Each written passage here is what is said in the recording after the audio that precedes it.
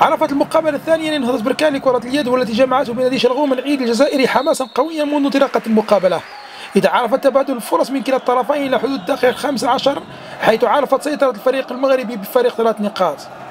نجاح نهضة بركان في صد هجمات الفريق الجزائري واستغلاله للفرص الهجومية جعلته يوسع الفارق مع مرور الوقت.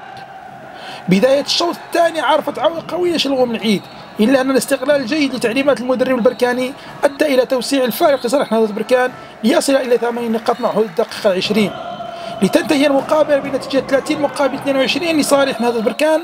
وبهذا الانتصار يتصدر الفريق المغربي المجموعة باء.